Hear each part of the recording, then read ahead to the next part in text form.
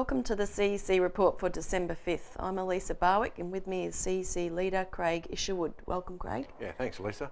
And in this week's CEC Report, don't listen to authorities. Australia needs Glass-Steagall. Ukrainian rejection of EU augers anti-globalisation avalanche.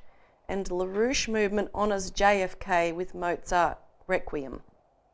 So firstly, don't listen to the so-called authorities. Australia needs Glass-Steagall. Now, following on from last week's CEC report where we talked about the danger of a new global financial crisis over the period to the end of the year or early next year, there's been numerous warnings, too many to mention. Further to that, for example, the head of the OECD, or the Economic and Development Committee Chairman, William White, has warned that we are in a financial status exactly like that of 2007. There's been media coverage of entirely new debt bubbles and new types of derivatives bubbles in real estate and other areas. And Mark Faber, in his Gloom, Boom and Doom report, has warned of a new massive speculative bubble which has encroached on everything from stocks and bonds to Bitcoin and farmland because of excess liquidity. Now, a US economist and the head of our international organisation, Lyndon LaRouche, put this into context. He said on December the 2nd, "We have come into a period which has not been reported publicly in general, of a very sharp change. Now, this change comes on the threat with the activation of a bail-in program on both sides of the Atlantic. Resistance is coming centrally from Asia and, shall we say, Eurasia, because we've had already this week, we've had a break of Ukraine, and we're going to talk about that in the next segment." And LaRouche continued, "Now, the background to this is twofold. First of all, there is a general breakdown crisis reaching a point of what's called bail-in, and we're about to reach the bail-in level around the world essentially, but especially in certain troubled areas such as Europe and the United States. The United States is going to have to deal with a bail-in threat." So in other words, we're getting to the point where the financial avalanche is such that they're going to have to invoke bail-in in order to keep the system, or to try to keep the system afloat. To that end, we had our ad in the Australian newspaper this week on the 3rd of December on page 8, which was very prominent, with over 450 signatories from local council, from other political parties. 150 from councils alone, Elisa, and there's still a lot more to come in. And various other heads of organisations from all over the country.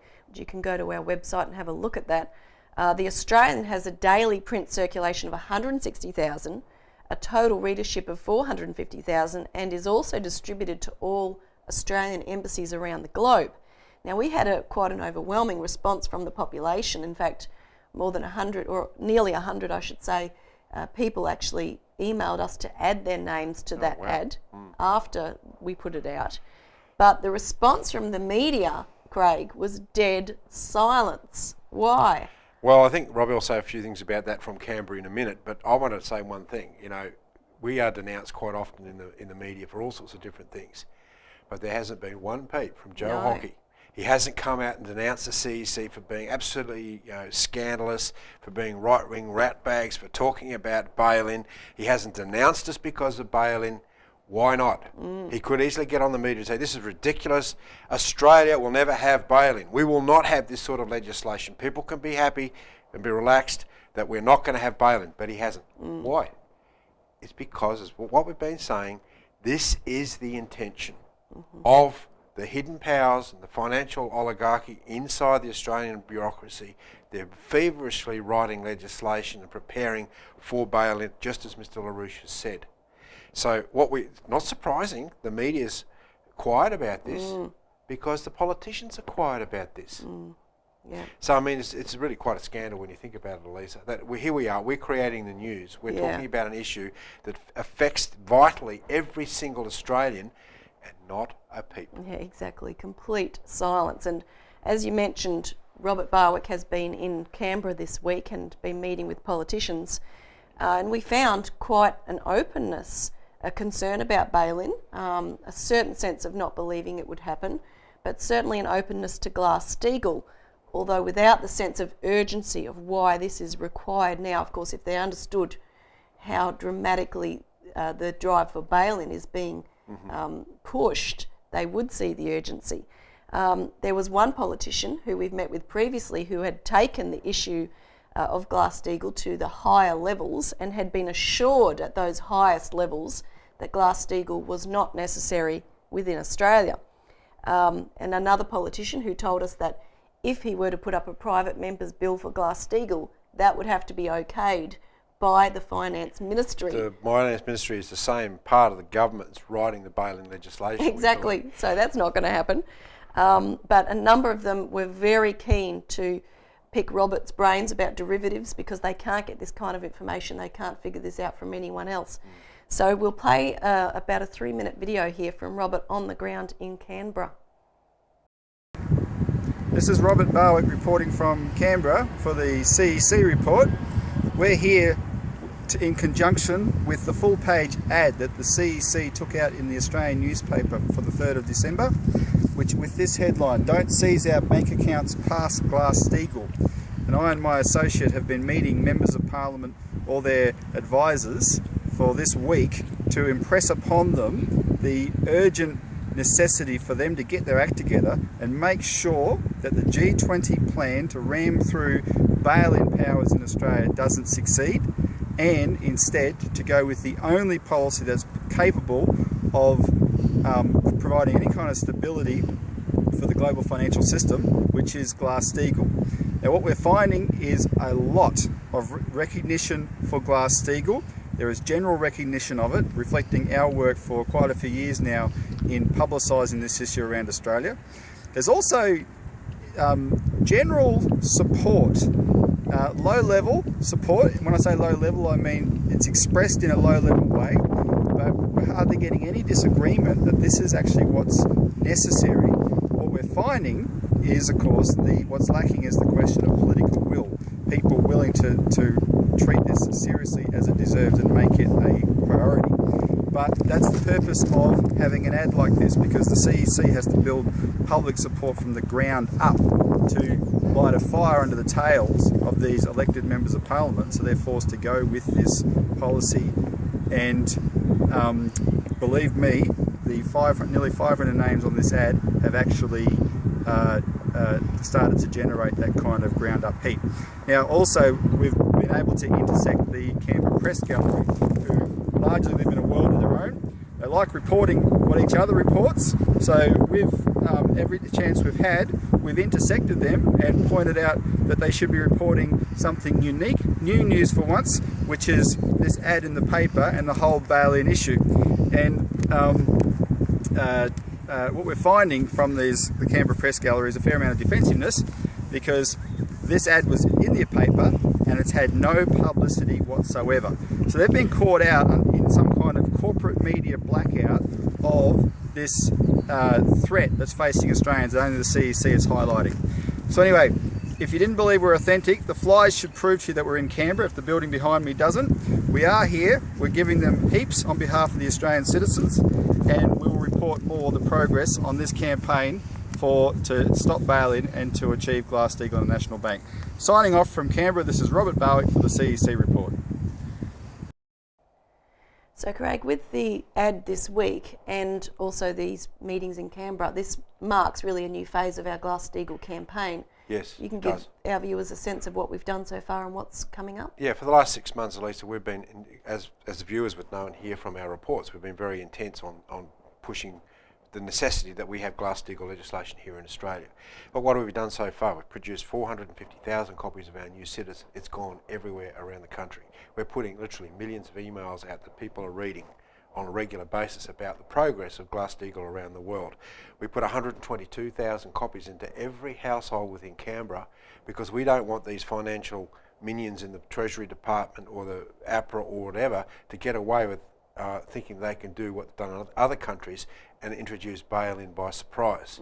So now we've published this ad, which has taken, has been a 14-week mobilisation, causing we've called it something between 10 and 15,000 people in this mobilisation, culminating in that ad, which now going to 160,000 different outlets for 450,000 people. We're not stopping. We're now introducing this pamphlet, which is called Australia Needs Glass-Steagall. It provides in one place the evidence of the bail-in within Australia. It has an article, Joe Hockey, flunky for London and Wall Street, and proves what his credentials are and where it's coming from. We go through an expose of what is derivatives, like without Glass-Steagall, Australia's banks will crash and why.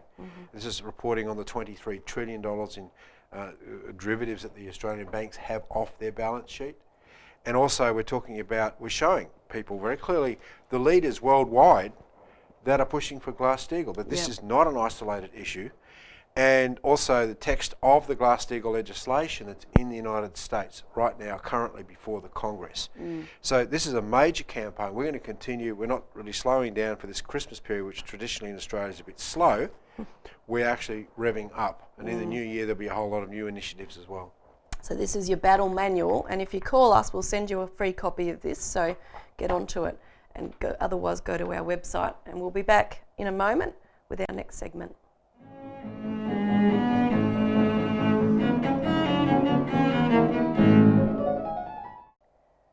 Welcome back to the CEC Report.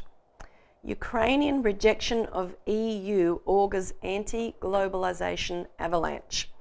Now, on November the 21st, the Ukrainian cabinet abruptly announced the end of negotiations with the European Union to enter an agreement of association with the European Union, which was basically a done deal. So this was quite a surprise that they pulled out of it at the last moment. Now, the main aspect of this was what was called a deep and comprehensive free trade agreement, which is full-on free trade, which would strip the Ukrainian economy, and therefore, as the Prime Minister of Ukraine, Mykola Azarov, explained, this decision was made on the basis of Ukraine's national security interests. Now, instead of this cooperation with the EU, Ukraine will expand its trade and cooperation with Russia, and right at the moment, the President of Ukraine, Viktor Yanukovych, is in China pursuing major economic deals.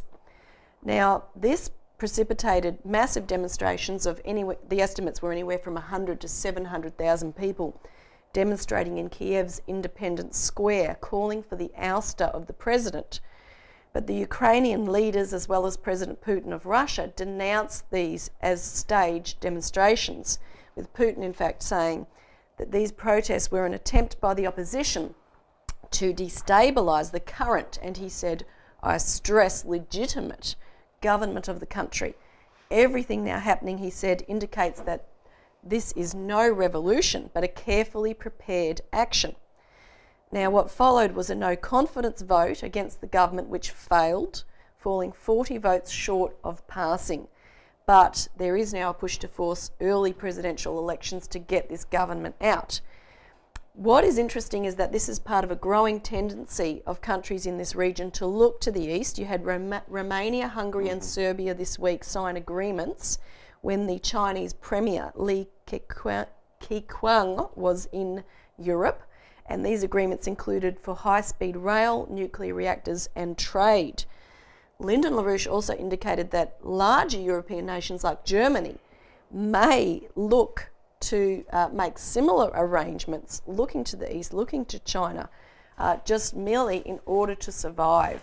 And LaRouche said that what happened in Ukraine and is happening in other places at the same time is only the auger of the avalanche, which in one form or the other is going to hit most of the world suddenly, right away. So get ready for it. Now, what I wanted to ask you, Craig, is what does this mean for Australia? Do we need to have a plan B of the sorts of cooperation we should have with Asian and other nations? The centre of economic growth is right now in this Pacific Basin region. You know, it's got to do with China and the Asian nations, right? You see this commitment towards national sovereignty by China, large-scale infrastructure development projects, the same with Russia. And then you look at this horror story of the transatlantic region. You look at Greece, you look at Spain, you look at all these countries that have suffered under the EU troika, and then this is what Ukraine is looking at. What if we join the EU? we're going to end up immediately with pensions being cut, austerity, having to go to the EU for loans. This is a smashing of their sovereignty. So obviously they're looking at this question of sovereignty, looking at Putin. They're taking leadership from Russia because Ukraine and Russia are historically very close countries, right? And therefore they say, we're not going to have a part of that. So the natural development, the move away is towards the real development regions of China. So that means that Australia has to dump being part of the British Empire and actually go with development as well. And dumping free trade is the crucial thing. In Natalia Vitrenko, who's a Ukrainian economist and a friend, long-term friend of the LaRouche Movement, stated on a TV interview November 18th that the pipe dreams of foreign investment and European living standards were nothing but a propaganda cover for grabbing Ukraine's surviving raw materials and labour resources. She said the EU has no use for 45 million Ukrainians. It only wants to gain economic dominion through free trade and strategic advantage against Russia.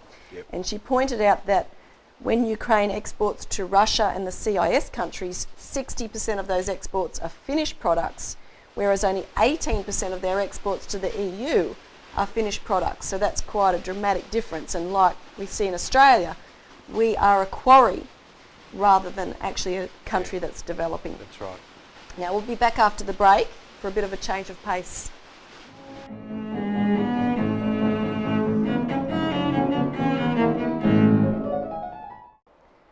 Welcome back to the CEC Report. LaRouche Movement honours JFK with Mozart Requiem. Now, Craig, why did the US LaRouche Movement choose to honour the 50th anniversary of the assassination of President Kennedy with a concert performance of Mozart's Requiem in a church just out of Washington, D.C.? Because I think it's to remind all the boomer generations of the optimism that came with Kennedy's mission, particularly because, look, what Mozart's Requiem represents is a demonstration of the classic artistic principle, which means it shows people that there's not this arbitrariness, everything just doesn't happen, that there's principles within the universe that govern the way that everything happens. And beautiful music and the principle of beauty is governed by these physical principles within music that create that beauty. It's an order that mankind itself, we can actually make discoveries of. And what's beautiful about Kennedy is he had the same idea, but relating to the physical universe and nuclear power. And he was passionate in space, discovering those principles of how the universe actually works. And his whole presidency was committed to massive nuclear power development all over the place. You know, the space program, the building of large infrastructure programs to demonstrate this principle. So the principles of classic artistical discovery, as presented by this magnificent performance of Mozart's Requiem at C256, the lower tuning, I can't say much about that now, represents this principle of discovery that Kennedy was representative of. And we're going to show a clip now so that you get a bit of a taste of this.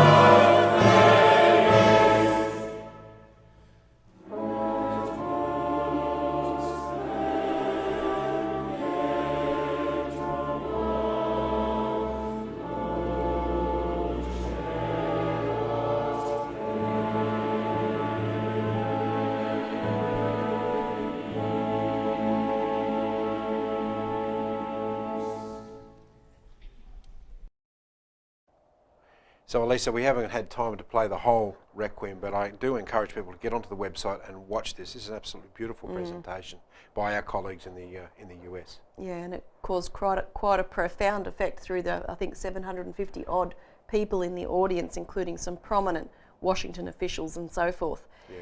Now that's all we have time for in this week's CEC report, but tune in again next week for the CEC report.